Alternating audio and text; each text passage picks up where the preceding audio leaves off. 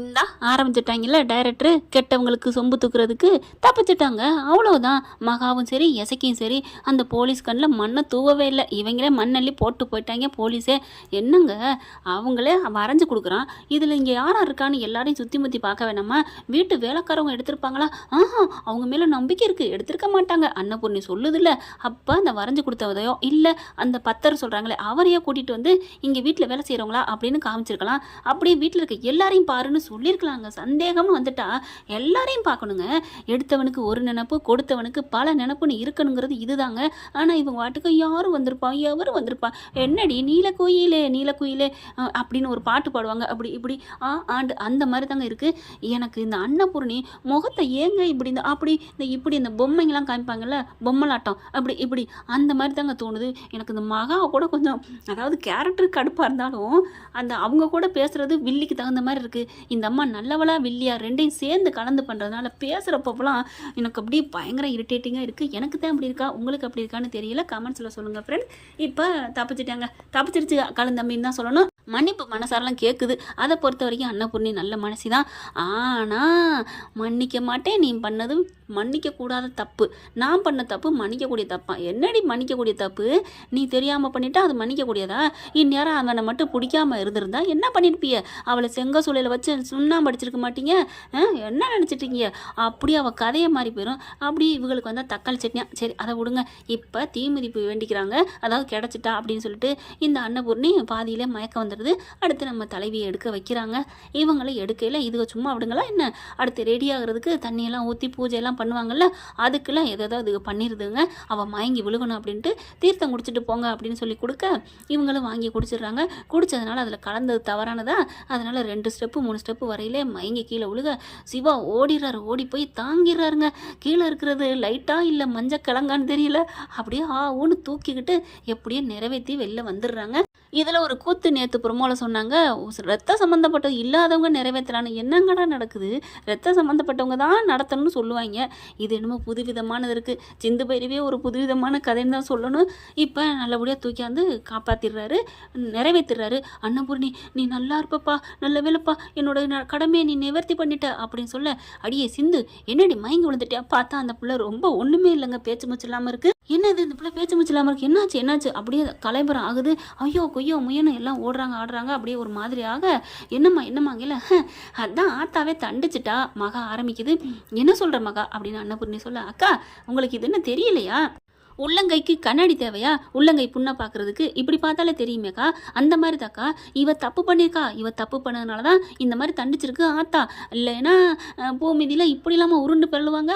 நல்ல வேலை எப்படியோ நான் என் புள்ள இருந்து உங்களை நேர்த்தி கடனை நிவர்த்தி பண்ணிட்டான், இல்லைன்னா என்ன இருக்கும் அப்படின்னு சொல்லையிலே பார்க்குறாங்க அன்னபூர்ணி. இவ சொல்கிறது சரியா தப்பான்னு தெரியல. அப்படின்னா அன்னைக்கு வந்து சாமி வந்து எதுக்கு இவ கழுத்தில் நகைப்புறம் போட சொல்லணும், எப்படி கண்டுபிடிச்சி கொண்டாந்து ஏன் கொடுக்கணும், ஒன்றும் புரியலையே அப்படின்னு சொல்ல, அதெல்லாம் சும்மாக்கா இவ வச்ச ஆளாக இருக்கும்க்கா. எனக்கு என்னமோ இவ தான் ஆளை வச்சு நகையை கொடுத்துட்ருக்கா. இவளுக்கும் அந்த நகையை கொண்டே கொடுத்தவனுக்கும் தொடர்பு இருக்குன்னு நினைக்கிறேன்க்கா. என்னம்மா கதை சுற்றுதுங்க. அன்னபூர்ணி பார்க்குது, ஒன்றும் புரியலை. அதுக்கப்புறம் சிவா என்ன பண்ணாரு, அம்மா பெரியம்மா நீங்கள் அம்மா பேசலாம் கேட்காதீங்க, பாவம் அதெல்லாம் நகை அவள் எடுக்கலன்னு நல்லா தெரியுது. இப்போ அவளுக்கு என்னமோ தெரியல மயங்கி கிடக்குறா, நீங்கள் பாட்டுக்கு ஏதோ பேசிகிட்டு இருக்கீங்க அப்படின்ட்டு சிந்துன்னு எழுப்புறாரு. எந்திரிக்க முடியலை. என்ன தண்ணியை தெளிக்கிறாங்க. தண்ணி தெளிச்சும் நெருப்பில் பட்டா இப்படிலாம் இருக்குமா? அப்படியே சிவா காலெலாம் கொதிச்சு போயிருக்கு. டேய் உன் காலை பாருடா அப்படின்னு மகா துடிக்க, இருமா பார்த்துக்கலாம், இவளுக்கு பேச்சு மூச்சே இல்லாமல் இருக்குது அப்படிங்கிறாங்க. சாமிக்கிட்ட என்ன பண்ணுறாங்க, ஐயா கொஞ்சம் ஏதாவது அம்மன் இதுலேருந்து தீர்த்தம் கொண்டாங்க, இவளுக்கு ரொம்ப இதாக இருக்குது அப்படிங்கல. ஏற்கனவே தீர்த்தம் கொடுத்தாங்க இல்லையா, அதே சொம்ப எடுத்துகிட்டு வராங்க. இவங்க தனியாக ஒரு இடத்துல தான் உட்கார வச்சுருக்காங்க.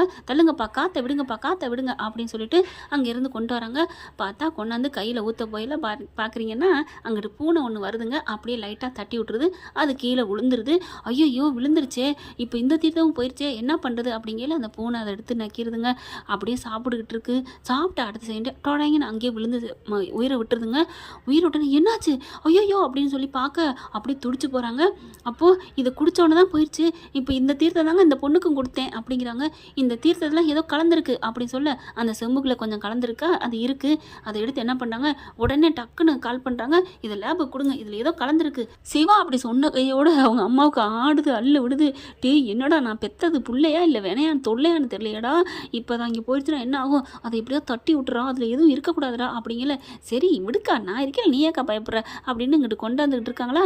இவன் என்ன பண்ணா, அக்கா நீ என்னக்கா ஆச்சு, என்ன பூனை போயிடுச்சா, ஐயோ அப்படின்னு அப்படி வேகமாக இடிச்சு விட்டு அந்த இது அப்படியே கீழே விழுந்துருதுங்க, எல்லாம் கொட்டி போகுது.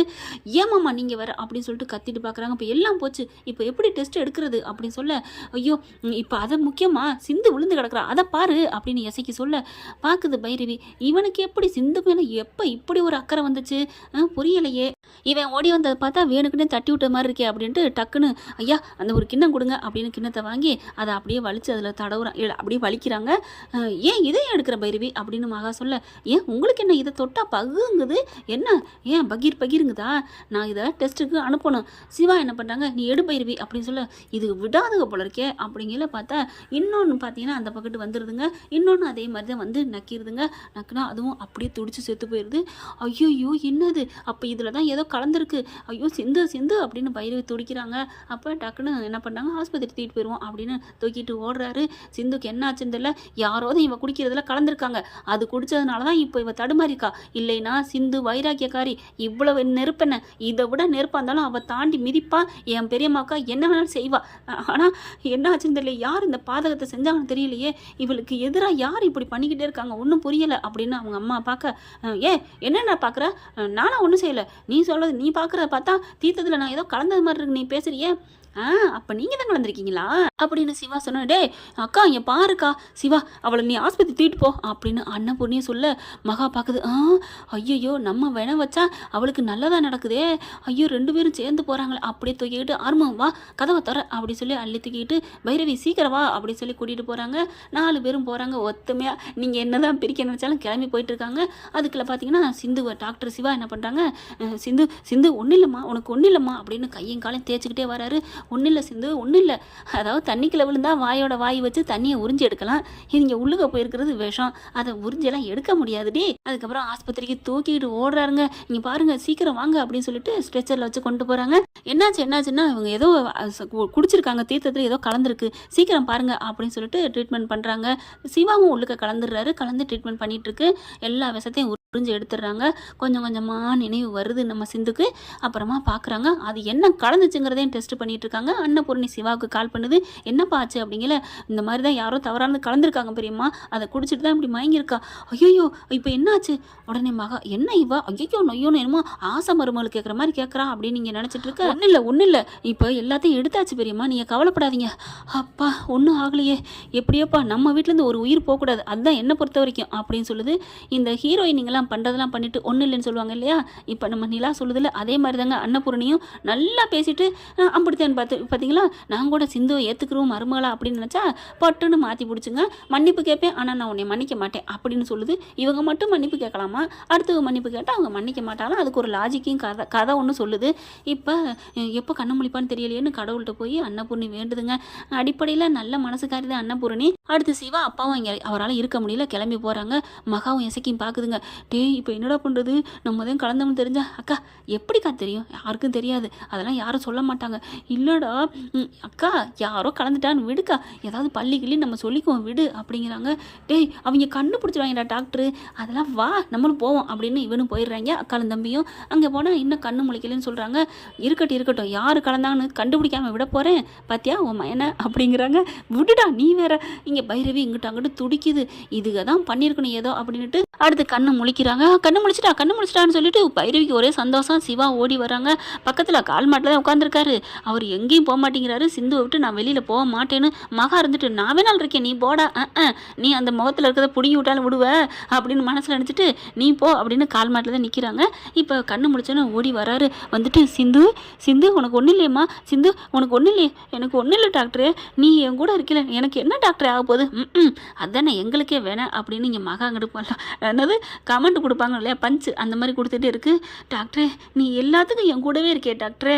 ஆமாம் உன் தொல்லை உன் நிம்மதி எல்லாத்துக்கும் கூட இருக்கேன். நீ பண்ண அநியாயத்துக்கும் அவன் கூடவே இருக்கானே அப்படின்னு இங்கே மனசுக்குள்ளே முணங்குது. அதுக்கப்புறம் பைரவி நீ வந்துட்டியா பைரவி அப்படின்னு சொல்ல என்ன ஆச்சு அந்த தீர்த்தம் குடித்தேன் அவ்வளவுதான் அப்படியே எனக்கு சுத்திருச்சு தலை அப்படின்னு சொல்ல நீ குடித்ததில் யாரோ ஏதோ கலந்துருக்காங்க சிந்து அப்படின்னு சொல்ல கலந்துருக்காங்களா? யார் கலக்கணும்? எனக்கு யார் அப்படி எதிரி? உனக்கு எதிரில்லைன்னு யார் சிந்து சொன்னா? உனக்கு எல்லாம் உன்னை சுற்றி எதிரியாக தான் இருக்குது அப்படிங்கல. அப்போ நீ தான் நிற்கிற உன் அக்காவுக்கு நீ தான் எதிரியா அப்படின்னு சொல்ல அப்படியே பார்க்குறாங்க. நான் அவள் தங்கச்சி நாங்கள் ஒன்றும் அப்படி பண்ண மாட்டோம். அப்போ என் புள்ள சிவா நிற்கிறான் அவனா அப்படின்னு சொல்ல அவர் என் தங்கச்சிக்கு புரிசேன் அவரும் பண்ண மாட்டார். யாருக்கு புரிசேன் அதெல்லாம் இல்லை என்ன நினச்சிட்டு இருக்க அப்படின்னு சொல்ல இங்கே பாருங்க அத்தை நீங்கள் சொன்னாலும் சொல்லாட்டி என் தங்கச்சிக்கு சிவா தான் புரிசேன் போதுமா கொஞ்சம் நீங்கள் வெளில போங்க அப்படின்னு சொல்ல அப்படின்னு வெளில போகிறாங்க. அதுக்கப்புறம் சிந்து உனக்கு ஒன்றும் இல்லைம்மா நீ கவலைப்படாத அப்படிங்கிற பைரவி நாசுக்காக வெளில போகுதுங்க. சிவாவும் தெரிஞ்சுக்கிறாரு. ஆறுமுகத்தை கூப்பிட்றாங்க வா வெளியில் அப்படின்னு கூப்பிட இல்லை பைரவி சிந்துக்கு வாரியெல்லாம் இல்லையா?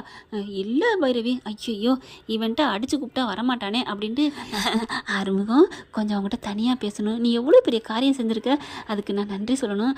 அங்கிட்டு வரியா யார் இல்லாத இடத்துக்கு அப்படின்னு சொல்ல பைரவி நிஜமாவா இந்த வந்துட்டேன் அப்படின்னு குட்டி போட்ட பூனை வரும்ல அந்த மாதிரியே வராருங்க. அப்படியே பார்க்குது பைரவி எவ்வளோ நல்ல மனசை நம்ம மேலே ஏக்கமாக இருக்கானே அப்படின்னு வெளில கூட்டி போகுது. சிந்து உனக்கு ஒன்றும் இல்லைம்மா உனக்கு ஒன்றும் இல்லைடா அப்படின்னு சொல்லிட்டு அப்படியே அழுகிறாரு. ஏன் டாக்டர் அழுகிற? எனக்கு நல்லா தெரிஞ்சு போச்சு டாக்டர் உன் மனசு முழுக்க இல்லை உன் உடம்பு முழுக்க நான் இருக்கேன் டாக்டர். என்னை பற்றி இனிமேல் கவலைப்படாத டாக்டர். என்னை காட்டுக்குள்ள கொண்டே வச்சாலும் சுடுகாட்டுக்குள்ள வச்சாலும் உன்னை நினச்சிக்கிட்டே நான் வாழ்ந்துருவேன் டாக்டர் அப்படின்னு சொன்னோன்னே ஏண்டி அப்படின்னு கன்னத்தில் அடிக்கிறாரு. ஏன் டாக்டர் என்னை அடிக்கிற அப்படின்னு சிரிச்சுக்கிட்டே கேட்க உன்னை நான் அடிக்கிறேன்டி உனக்கு வலிக்கலையாடி? வலிக்கலை டாக்டர். நீ தொட்டாலும் சரி அடித்தாலும் சரி திட்டினாலும் சரி நான் சிரிச்சுக்கிட்டே ஏற்றுக்குவேன் டாக்டர். ஐயோன்னு மண்டையில் முட்டிக்கிறாரு. டாக்டரே வலிக்கும் அடிக்காத டாக்டரே. பாரு இப்போ கூட எனக்கு தானடி நீ தவிக்கிற துடிக்கிற. ஏண்டி அதாண்டி நான் கேட்குறேன் என் மேலே அப்படி என்னடி நீ வச்சிருக்கிற? அப்படி என்ன தேடி கண்ட? என் மேலே ஏன் இவ்வளோ உசுராக இருக்கிற அப்படின்னு சிந்துவை பார்த்து சிவா கேட்க என்ன டாக்டரே அது ஏன்னு தெரில டாக்டரே. சின்ன பிள்ளைந்து உன்னோட கேரக்டர் நீ எல்லாத்துக்கூடையும் அன்பாக இருப்ப பார்த்தியா அது என் மனசுக்குள்ள அசையாமல் ஒட்டிக்கிடுச்சு டாக்டரே அப்படின்னு சொல்ல ரெண்டு பேரும் அப்படியே ஒருத்தருக்கு ஒருத்தர் பாச மழை பொழிஞ்சுக்கிறாங்க. சாரிங்க பாச மழை இல்லை காதல் மழை பொழிஞ்சுக்கிறாங்க. கூடிய சீக்கிரமே காம மழையும் பொழியத்தான் போகுது. ஏன்னா சிவா மனசில் நங்கூரம் பச்சை மாதிரி ரொம்ப வந்து ஒட்டிக்கிட்டாங்கன்னு தான் சொல்லணும். அப்படியே நெத்தியோட நெத்தி அப்படியே இருக்காங்களா வச்சுக்கிட்டு டாக்டரே இப்படியே நம்ம கடைசி வரைக்கும் இருப்போமா டாக்டரே அப்படின்னு சொல்ல இப்படியே இருப்போம் தான். ஆனால் கொஞ்ச நேரத்தில் டாக்டர் வந்துடுவாங்க இந்த பெட்டெல்லாம் காலி பண்ண சொல்லுவாங்களே அப்போ என்ன சிந்து பண்ணுறது? டாக்டரே நான் அதை சொல்லலை டாக்டரே நம்ம ரெண்டு பேரும் காலத்துக்கு இருப்போமான்னு சொன்னேன். என்னடி கிறுக்காடி நீ உன்னை விட்டு நான் இனிமேல் எப்படி நான் போவேன்? இல்லை உங்கள் அம்மா சொன்னாங்க சீக்கிரமே இன்னொரு கல்யாணம் பண்ணுவேன்னு சொன்னாங்கல்ல. லூஸு என்ன வேணாலும் இனிமேல் நடக்கட்டும். ஆனால் கல்யாணம் உன்னை ஏற்றுக்காட்டியும் பரவாயில்லன்னு நான் சொல்லிடுவேன். ஆனால் இன்னொரு கல்யாணங்கிறது நடக்கவே நடக்காதுன்னு சொல்லிடுவேன். டாக்டரே நிஜமாவா? ஆமாடி அப்படின்னு சொல்ல அப்போ கல்யாணம் பண்ணாட்டி நீ தனிமரமாக இருப்பியா? நான் என் தனிமரமாக இருக்கேன். என் பொண்டாட்டி என் அழகான என் சிந்து பொண்டாட்டி இருக்கல நான் ஏன்டி தனிமரமாக இருப்பேன்? அப்போது எப்படி நம்ம வாழ்கிறது? அதெல்லாம் திருட்டுத்தனமாக வாழ்ந்துக்க வேண்டியதான். அப்புறம் 10 மாதம் ஆனால் வெளியில் தெரியுமே தெரிஞ்சதுக்கப்புறம் ஏற்றுக்க போகிறாங்க. சரி நம்ம பிள்ளையும் மருமகளும் ஒன்றா வாழ்ந்துட்டாங்க அவனுக்கு பிடிச்சி போச்சு போல இருக்கு அப்படின்னா ஏற்றுக்கட்டும் மன்னிச்சுக்கட்டும். உங்கள் பெரியம்மா மன்னிக்கலன்னா ஐயோ நொய்யின்ட்டு பொண்டாட்டி பிள்ளையே வந்ததுக்கப்புறம் எவண்டி மாறாமல் இருப்பான்? அப்படியே பொண்டாட்டி தாசன் பிள்ளை தாசனை மாறிடுவேண்டி டாக்டரு அப்படின்னு சொல்லிட்டு ரெண்டு பேரும் கட்டிக்கிறாங்க. இதே சமயம் இங்கே பைரவி என்ன பண்ணுறாங்க ஆறுமுகத்தை தனியாக கூட்டி போகிறாங்க இல்லையா. என்ன பைரவி என்ன இங்கே தனியாக கூட்டி வந்திருக்க சொல்லு அப்படின்னு சொல்ல அவங்க ரெண்டு பேரும் ரொம்ப நாளைக்கு அப்புறம் இப்போ தான் சேர்ந்துக்கிட்டு இருக்காங்க.